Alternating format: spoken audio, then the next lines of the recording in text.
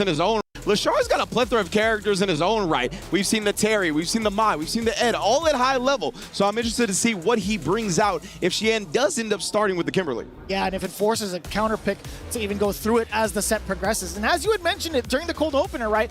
You were talking about how cerebral a lot of these players are. If there's anything within this group, you should understand that they have the preparations ready for all sorts of characters. It's just a matter of who actually succumbs to breaking their patterns, breaking their strategies, and going above and beyond that in the bell curve. Yeah, like you said, right? Glitch the system. I love the way you put that, because these players are so like in tune, honed in with their strategies at this point, right? We're 3 years into the game, of course, and it looks like we're not quite getting into it yet. It's going to be a quick button check, but from our little preview we got here, it looks like LESHAR's not even going with the 3 characters I said, because I forgot that he's been playing AKUMA lately. And it's just right into it. No button checks, immediately swinging after the bell had rung. Game 1, AKUMA versus Kimberly, LESHAR versus XIAN. Indeed. I want to know why LESHAR. You can already see him fishing with a light kick, right? That is a great, like, a wall stop tool, especially against Kimberly, who's going to be looking to get aggressive. And LESHAR already representing the DP against the elbow drop. I like that too.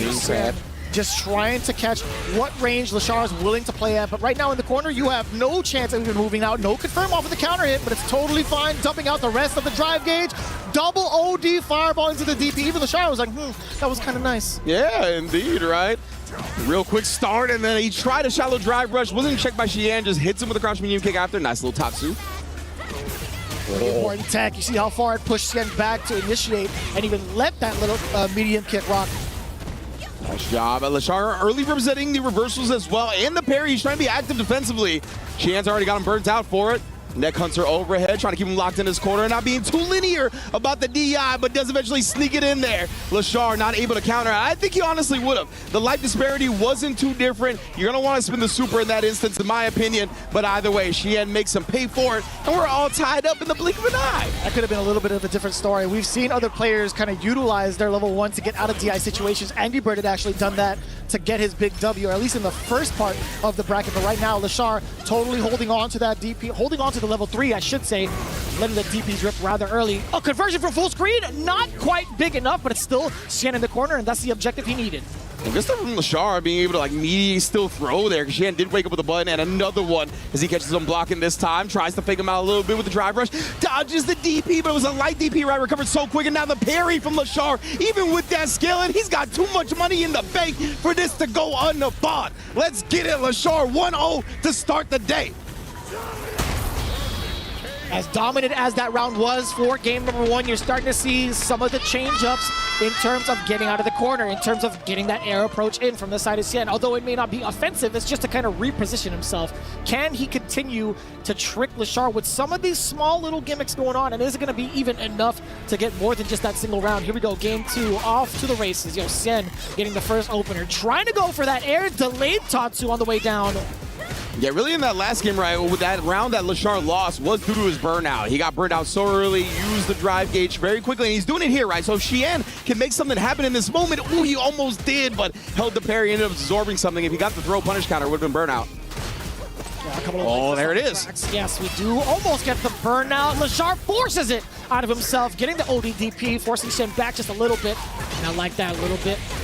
Off of the 2 crouching mediums. I like that, just lighting up the string and then going with the chip out. And again, right, it was all about LESHAR using meter early, and then XIAN able to take advantage once he got low on the drive gauge. My mistake. I think that was a crouch jab as a crouching medium punch. Possibly thinking like if he was going to go for another throw, but LESHAR, speaking of throws, a little bit late on the delivery from that extended drive rush. And of course the run pressure right there. LESHAR tried to check, but XIAN went with the frame trap version. He just let it rock, and now throwing the parry again. LESHAR very low on the drive gauge as it spelled doom from him in the past rounds.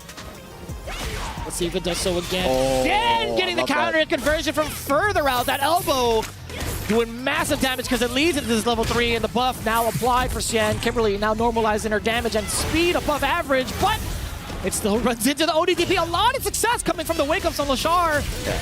But I like when XIAN's doing it, right? He's like willing to commit to the pressure because he knows if LESHAR doesn't wake up with something, then he's going to burn him out for sure. What I would have liked to see from LESHAR in those instances is actually wake up super. Try to hold on to the meter a little bit, do something with the drive gauge afterwards. But I get it. It still would have left him so low as we get into game 3. Yeah, and that's taking on a lot of extra damage if you do wake up with that super reversal, right? But now we do get one of the paint cans.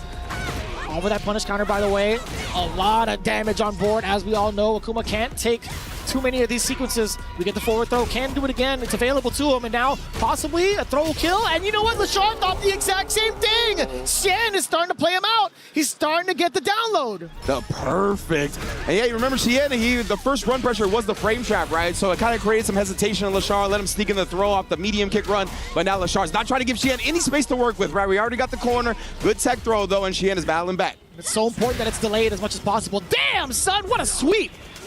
Oh, still clipped it. The tip of the DP. That was at the elbow, son. Yeah. Oh, yes, I like that. The great equalizer, right? I say that a lot in some of these games, but I'll tell you what, this truly is what makes Kimberly much more of a threat going into it. Let's find out if we can get some of these buffs in an advantageous state. LESHAR getting thrown across the screen. Oh, trying to bait something out right there, especially with LESHAR being low on drive, right? We've seen a lot of DP in this instance. Oh, tries to press back, but he was so low on drive, he didn't want to commit to a driver's cancel. Oh my goodness, on the pressure, burns both of them out, and LESHAR rips the level 3, and he connects, making sure XIAN pays for the relentless pressure that he was trying to instill. And that was out for the run stop as well. He committed to the button immediately after, thinking he had the leeway, he had the right to do so. No, sir. Officer AKUMA on the scene made sure for that traffic violation. Both players, 99-second drive rush. And yeah, he tried that because LESHAR was in burnout, right? So he had extra frame advantage from the run pressure. Usually it's going to be more legit, but LESHAR just busted out. Just hitting with the raw fierce, by the way. LESHAR tried to move out of the way, tried to get out of the corner. An immediate stop to that. Medium kick pressure going into the drive rush cancel. And now going for the throw. A little bit of a trade-off. We'll definitely take that as Kimberly. Indeed here, and especially with XIAN being able to get back to the mid-screen now. He's got the buff, he's got the install. LESHAR, again, spinning a whole lot of drive gauge on that attempt. Now he's going to have to play a little bit more patient. Let the drive gauge build back up or find that. But again, with the drive gauge being below 3-bar threshold, now it's above. That means he can drive rush cancel freely without burning out. Gives him the double drive rush conversion to go up in the set 2-1.